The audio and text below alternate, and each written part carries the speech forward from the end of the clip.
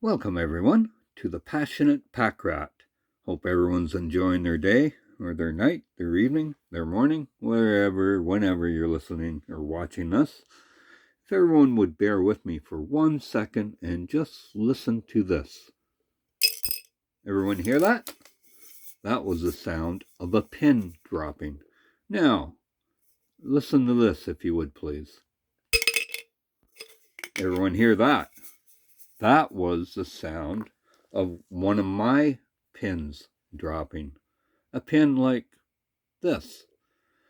During the Calgary Winter Olympic Games in 1988, Kodak was a big sponsor of the Games.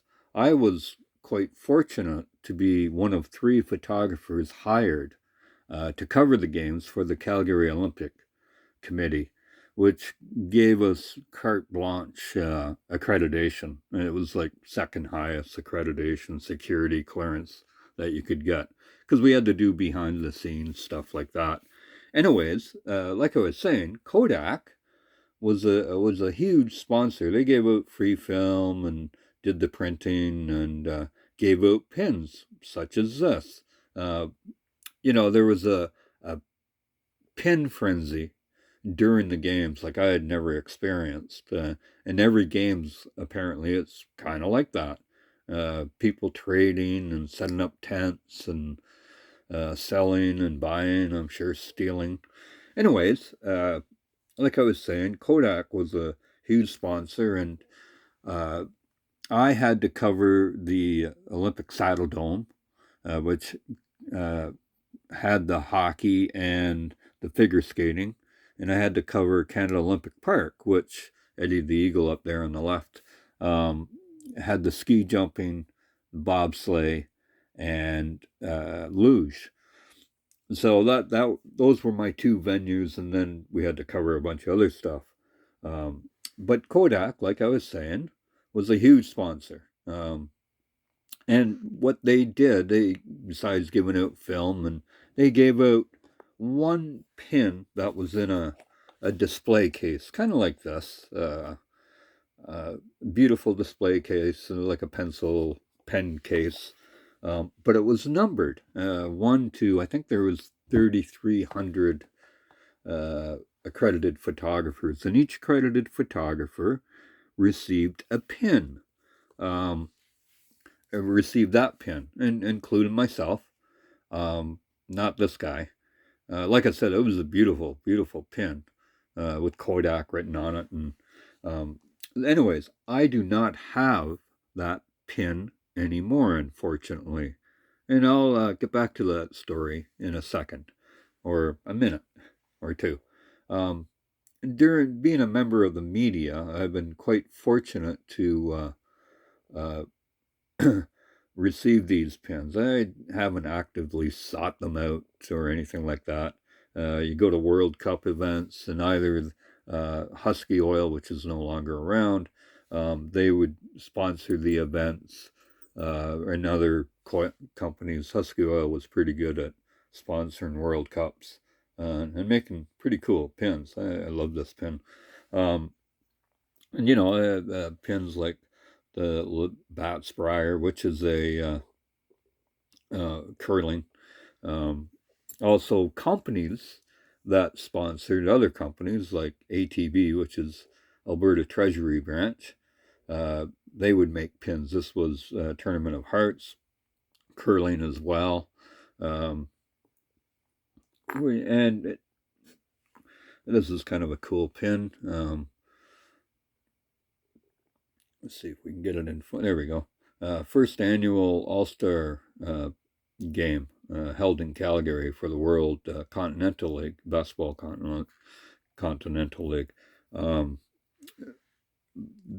friend of mine, a mentor of mine, and a dear friend, he and I did a lot of things together, and we were the team photographers for Calgary 88s, which belonged to the World Basketball Continental League.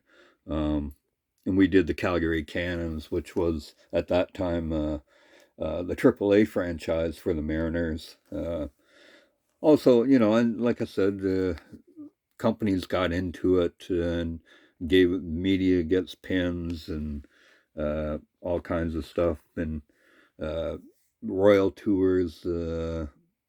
This is, I believe, Queen Elizabeth II, not the first, because I've covered Prince, now King Charles.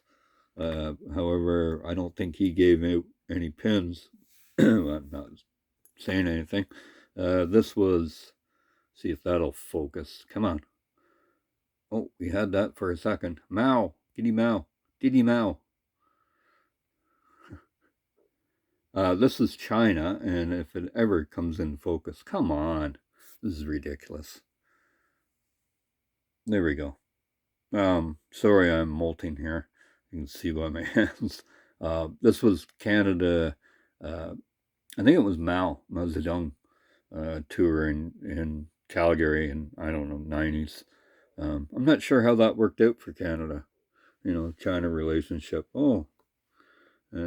That's all I'll say about that. World basketball championship, junior basketball championships. But it's some cool pins, and one of the things I like about these is the provenance, because most of them have dates on it and the event on it as well. Grey Cup. I have several Grey Cup pins.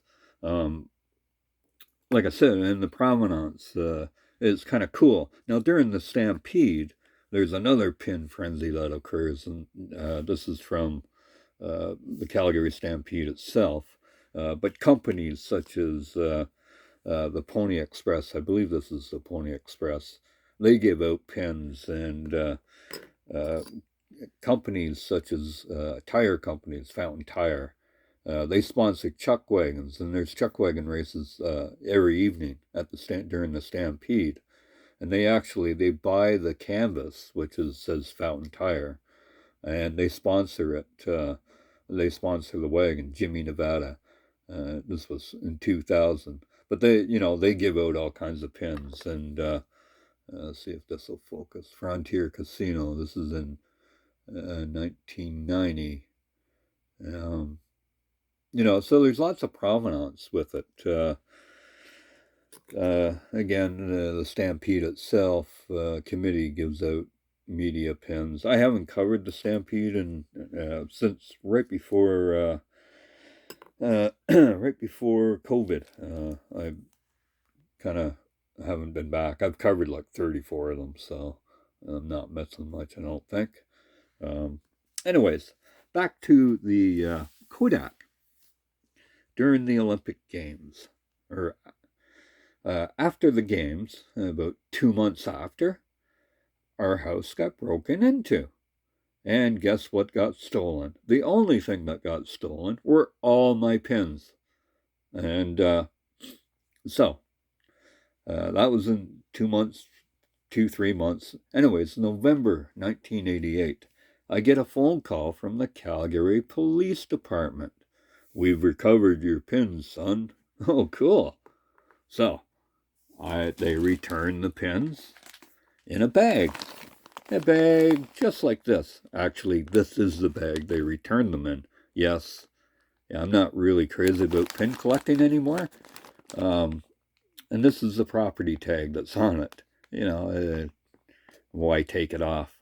Anyways, a kid had broken in, a neighbor had broken into the house, crawled through the basement window, and only a kid could crawl through a basement window, and stole all my pins. But he had sold, apparently, that Kodak pin and several other pins, some real nice pins that I lost. Anyways, I don't collect pins anymore. I don't really care to. Now, that's the rest of the story, folks. Take care. Take care of others around you. Bye for now. Thanks for watching.